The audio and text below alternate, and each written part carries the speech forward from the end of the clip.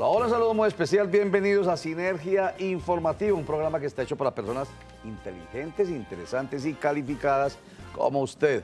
Personas bien informadas sobre temas políticos y administrativos, y en la medida en que nos informamos y nos formamos más sobre esos temas, pues vamos a tener mayores posibilidades de actuar, de decidir, pensando en el bienestar de nuestra sociedad, y por supuesto nosotros hacemos parte de nuestra sociedad.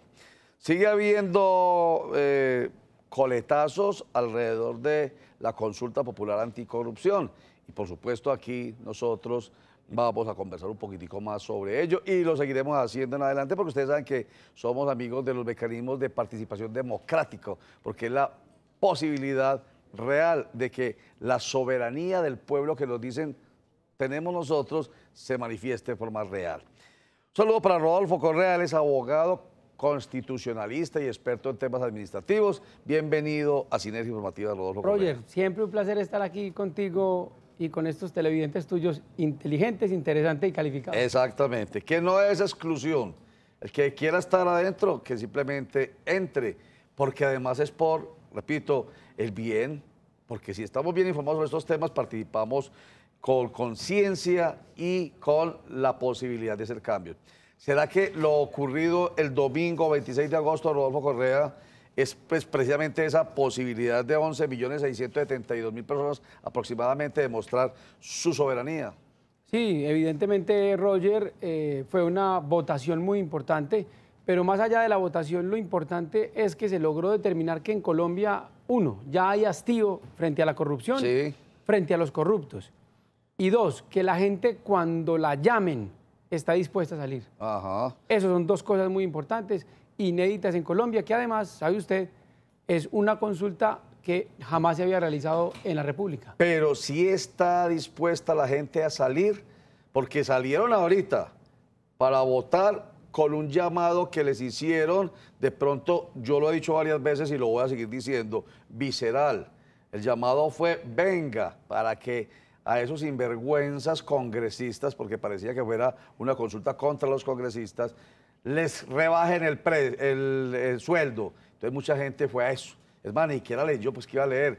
Marcó la primera y las otras 6 preguntas, sí, porque la primera era esa, hay que bajarle el sueldo a los congresistas. Sí, Roger, yo coincido contigo. Esto fue una consulta contra el Congreso Ya. y una consulta contra los congresistas. Fue una consulta también llamada desde las vísceras, que terminó arrinconando a los políticos. Sí. Y es que ningún político podía salir a decir, no, a mí no me parece que ese sea el mecanismo, porque No. inmediatamente lo iban a asociar con corrupción. De hecho, Roger, hoy se ha tratado de meter eso en el inconsciente colectivo, de que quien no votó es porque es corrupto. Sí. Eso no es cierto. Quien no votó, Roger, no es porque sea corrupto. Yo no voté la consulta. Claro. ¿Por qué no voté la consulta? Porque yo creo que ese no era el mecanismo idóneo Ajá. para resolver los problemas de corrupción. Creo, con todo el respeto, que quienes la promovieron tenían un tinte político claro, que tenían una intención política detrás.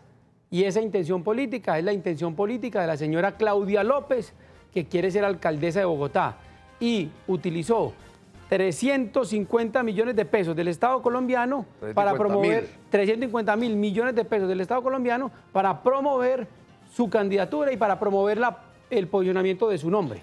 Esas fueron dos, digamos, razones de que mucha gente no fuera a las urnas este 26 de agosto. Primero, lo que llamaron pues una bandera politiquera de una de las promotoras, Claudia López, y dos, porque ya en el ordenamiento jurídico existen muchas de las preguntas que están allí. Tres, porque la primera y la séptima pregunta son, no se pueden reformar vía consulta popular, sino que hay que hacer una reforma constitucional. Y cuatro, que para la muestra un botón, terminada la consulta, no ha alcanzado el umbral de 12.140.000 votos, porque sacamos en el país, y hablemos en general, pues, yo tampoco la voté, pero en general el país votó 11.672.000. Sí, quedaron faltando 600 y pico mil de votos. Exactamente. Ya fueron a presentar los proyectos de acto legislativo y de ley para que desde el Congreso y con obviamente el acompañamiento de la Presidencia de la República se lleve a cabo vía esta otra vía legislativa la lucha contra la corrupción. O sea, Roger, perdón, que no nos teníamos que gastar 350.000 millones para eso. A eso es la que quería llegar, sí señor. Bueno, unos mensajes y ya regresamos para que sigamos hablando sobre esta consulta popular anticorrupción del 26 de agosto pasado.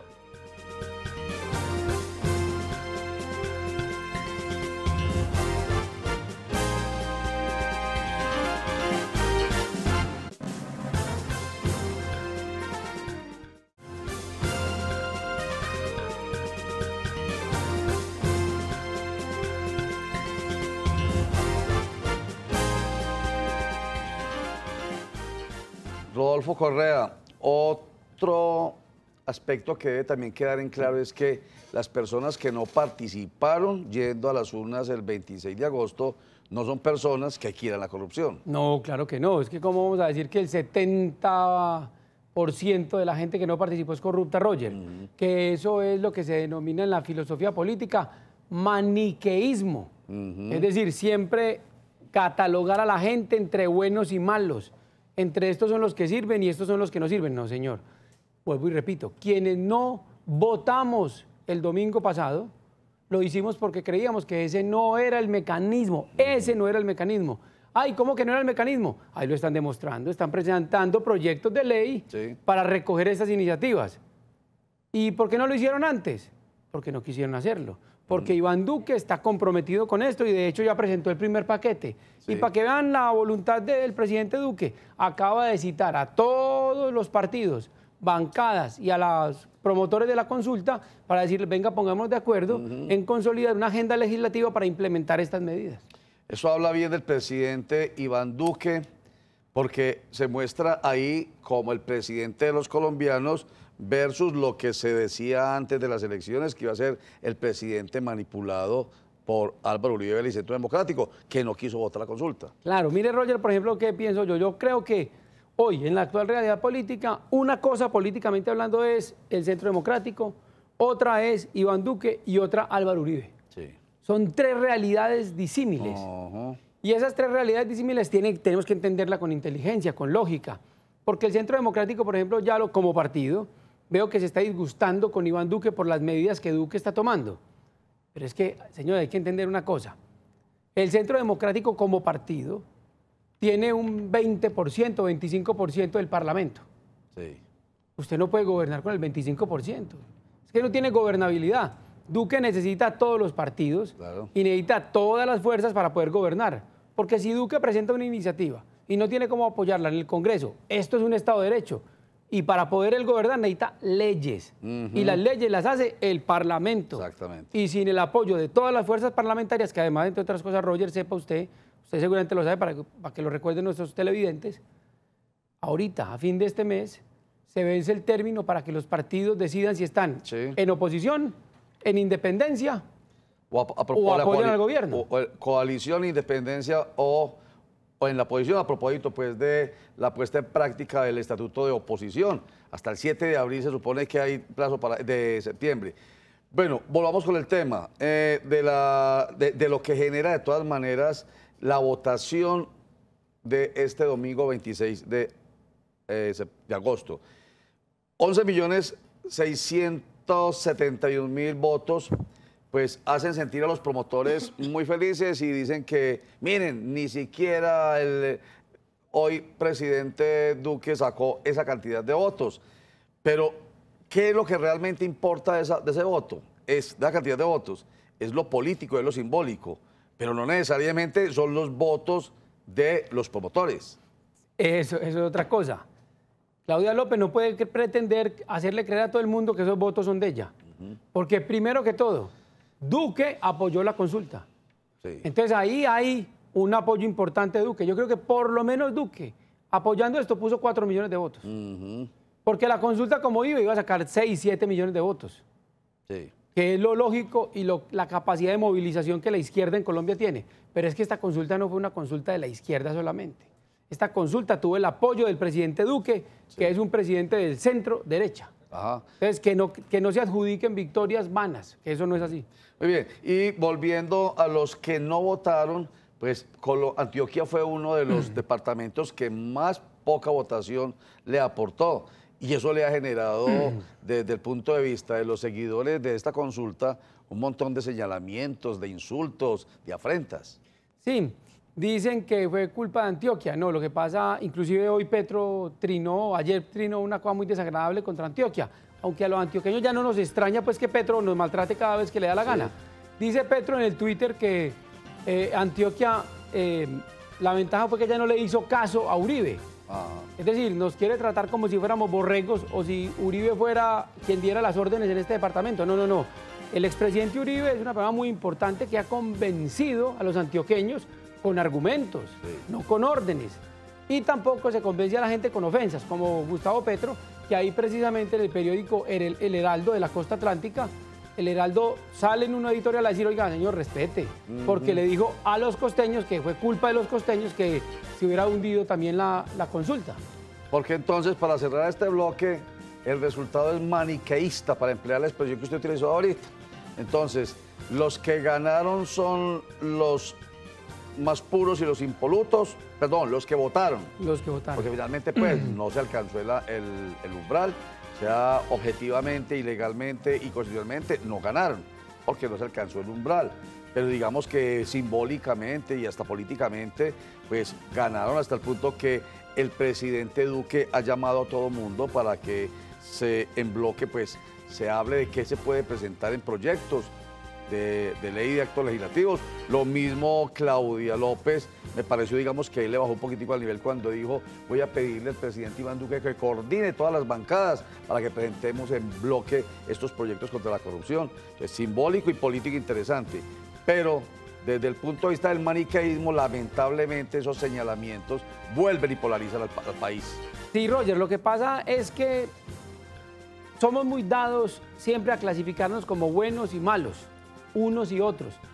Si nosotros realmente queremos construir un mejor país, queremos construir una mejor Antioquia, una mejor sociedad, Roger, en general, tenemos que aprender a trabajar juntos. Tenemos que aprender a dejar atrás los odios, porque la política ni nada en la vida se puede hacer con el hígado, esto hay que hacerlo con el cerebro. Y el cerebro nos manda a que hay que actuar con razonabilidad y sobre todo, Roger, con respeto por el otro. Porque usted y yo podemos pensar diferente, pero eso no nos puede alejar, sino que nos tiene que unir para construir juntos una mejor solución. Exactamente. Por eso, vuelvo y digo, sí me gusta la postura reciente de Claudia López, quien habla de la unidad alrededor del presidente Duque, precisamente para que él los coordine a todos, derecha, centro e izquierda, para que en bloque se presenten proyectos ante el Congreso para la lucha contra la corrupción. Vamos a unos mensajes y ya retornamos a plantear esta frasecita para que cuando regresemos usted nos diga qué piensa. Para los que no tenemos creencias, la democracia es nuestra religión.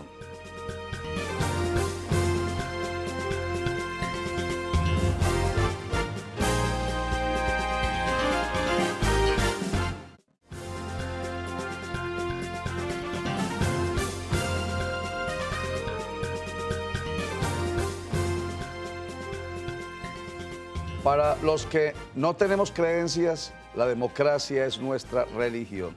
Rodolfo, ¿qué piensa usted de esa frase? Hombre, esta frase es una frase muy bonita porque es una frase que evoca la importancia de la democracia en la vida social. Ajá. ¿Cuál es la importancia de la democracia en la vida social? Y uno muchas veces no piensa en eso, Roger. Pero mire, la democracia es tan importante en la vida social porque la democracia es el pacto de convivencia. Ajá. Es decir, la democracia es el acuerdo entre nosotros. Donde nosotros logramos pactar que ninguno utilizará la fuerza indebidamente, que ninguno sacará ventaja de su posición y que todos en igualdad de condiciones tenemos derecho a decidir a partir del instrumento más valioso que se llama el voto. Aquí lo hemos dicho en Sinergia Informativa en varias oportunidades, el voto es el principal instrumento de igualación social. Exacto. El voto nos hace iguales, puede tener plata, no puede tener plata, puede ser blanco, puede ser negro, puede ser mestizo, puede ser lo que quiera, pero la democracia nos hace iguales a partir de ese instrumento de igualación que se llama el voto. Y para la maestra un botón, el voto en estas elecciones pasadas o en esta consulta popular, que no obstante lo que haya generado, que no debería ser así, porque ya dijimos, nada de maniqueísmo, nadie está a favor de la corrupción, pues que no le cabe en la cabeza a uno que es que quienes no hayan votado, sea el 70 y ¿cuánto por ciento? 70%. 70% aproximadamente que esté a favor de la corrupción, eso no tiene sentido. Es la posibilidad, mire, de haber votado, de haberse sentido muy orgullosos con 11.671.000 votos, y eso genera simbólica y políticamente, digamos, un llamado de atención a la clase política. Qué importante explicación de ese voto que dio la gente este domingo 26 de agosto. ¿Qué sigue a propósito entonces después de lo ocurrido el domingo? Bueno, lo primero, Roger, que tenemos que tener en cuenta es, a propósito de este último apunto que hiciste, es que no todos teníamos que estar de acuerdo en la propuesta del mecanismo de la señora López. Sí. No teníamos que estar de acuerdo todos. Y ese quien dijo que en la democracia todos tenemos que estar de acuerdo. No. Pero todos los que votaron y los que no votamos merecemos respeto. Sí. Y merecemos que nos califiquen como es. Gente, ciudadanos que conscientemente decidimos que ese mecanismo de la señora López no creíamos. Y respetamos a los que creen. Sí. Eso es lo primero. Lo segundo, Roger, ¿qué sigue en la lucha contra la corrupción? Pues hombre, ya digamos en el plano formal hay una batería de normas que el presidente Duque está preparando, donde llamó también, recuerde usted, a todas las demás bancadas y grupos parlamentarios a ponerse de acuerdo sobre este tema. Pero ¿sabe qué, Roger? Si nosotros realmente queremos acabar con la corrupción, tenemos que ponernos de acuerdo en una cosa básica. Solamente es posible acabar con la corrupción si mejoramos nuestra educación. Y usted, ¿qué tiene que ver la educación con la corrupción? Señores, todo. Y no estoy hablando de la corrupción como mal que se puede resolver con la educación solo a partir de datos. No. Es decir, cuando yo me refiero a la educación, no me refiero al dato que Colón descubrió América, claro, sí, ni a geometría, ni a trigonometría. Con eso no se resuelve nada. Nada es de nada. Erudición, nada. No, con eso no se resuelve nada. Se resuelve es con una correcta formación en el ser, como personas, sí, como seres humanos.